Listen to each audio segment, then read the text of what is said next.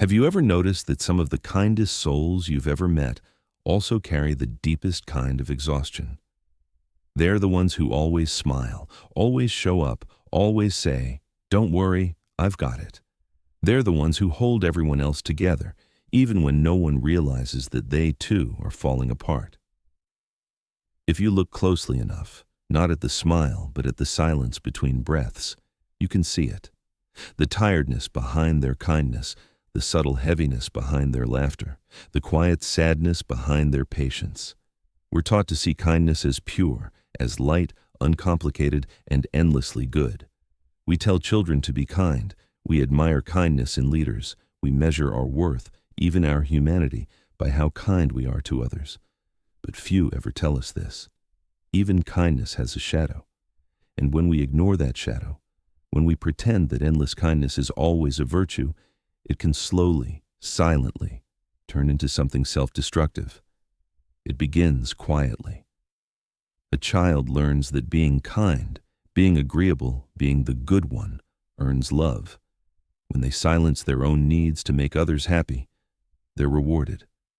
When they put themselves last, they're praised.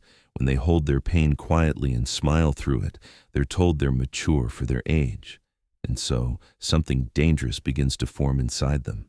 Kindness becomes a survival mechanism. They start to equate love with compliance.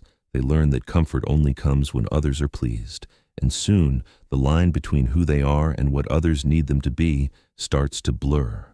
They grow up to be the reliable ones, the helpers, the healers, the people who never complain, never refuse, never ask for more. And at first, everyone loves them for it. But here's the truth. When kindness is rooted in fear, fear of rejection, fear of being unloved, fear of being too much, it isn't kindness anymore. It becomes a mask. And masks, when worn for too long, don't just hide who we are. They start to suffocate us. Think about the kindest people you know. They're the ones who will stay up until 3 a.m. listening to someone else's problems. They'll lend money they can't afford to lose. They'll help you move, help you cry, help you heal, even when their own world is quietly collapsing. And yes, it looks noble. It looks pure. It even feels sacred. But if you've ever been that person, if you've lived that role, you know the secret that hides beneath it. Behind every act of endless giving is a small, quiet resentment. A whisper that says, "What about me?" But that whisper is never spoken aloud, because in the world of chronic kindness, there's an unspoken rule. You're not allowed to put yourself first. Psychologists have a term for what happens when kindness crosses that invisible line, when empathy becomes exhaustion. It's called compassion fatigue. It's what happens when your heart runs out of fuel, but you keep driving anyway. Healthcare workers feel it, teachers feel it, parents feel it. But really, it can happen to anyone who gives without rest, anyone who keeps pouring from an empty cup. Studies show that people who constantly prioritize others above themselves report higher levels of anxiety, depression, and physical health problems. Because kindness, without balance, becomes self-erasure. It's like watering every plant in the garden, except your own roots. Eventually, the gardener collapses, and the garden dies with them. But there's something even darker. Sometimes kindness itself becomes a weapon, not in a cruel or manipulative way, but in a quiet, unconscious one. When you're known as the kind one, people start to expect it. They shape their behavior around it. They take your gentleness as a given. They stop asking what you need because they've learned that your needs always come second. And without meaning to, your kindness teaches others that your feelings are negotiable, that your presence is unconditional. Over time, your kindness doesn't make you seen. It makes you invisible. And invisibility is not peace. It's loneliness disguised as goodness. Now, this doesn't mean kindness is bad. Genuine kindness, the kind that flows from abundance, is one of the most powerful forces in the world. But kindness that bleeds from emptiness, that comes from fear, guilt, or desperation, that kind corrodes the soul. Researchers from Berkeley found that altruistic acts increase happiness only when they're voluntary and authentic. But when kindness is performed out of guilt, fear, or obligation, it does the opposite. It drains us, it lowers our happiness, it raises our stress, and yet we keep doing it. Because deep down, we're terrified of what will happen if we stop. We don't want to disappoint anyone. We don't want to be seen as selfish. We don't want to lose love, so we keep giving. We keep smiling. We keep saying yes, even when every part of us is screaming no. And slowly, piece by piece, we vanish. Here's where it gets even more human and more tragic. When you keep suppressing your needs, when you bury your anger and hide your exhaustion in the name of kindness, those emotions don't disappear. They ferment. They collect in the shadows of your psyche until they spill over. Maybe you start snapping at people you love. Maybe resentment leaks out through sarcasm, passive aggression, or silent withdrawal.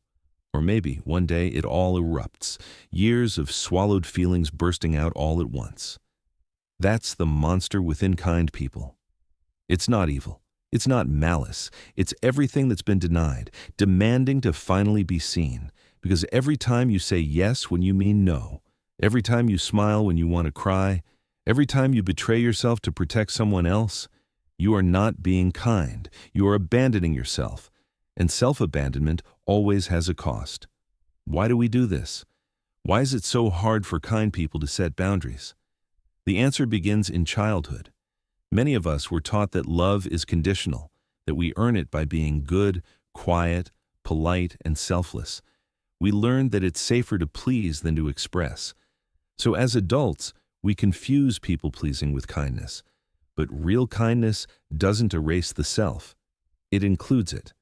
If your kindness is costing you your peace, your joy, your mental health, it's not kindness, it's self-neglect dressed as virtue. Neuroscience offers a fascinating explanation for this. Our brains contain mirror neurons, the system responsible for empathy. When you see someone in pain, your brain reacts as if you're in pain too. It's what allows us to connect deeply. But these same neurons don't know when to stop. If you're constantly surrounded by suffering, always absorbing others' emotions without protecting your own, your brain floods itself with stress signals.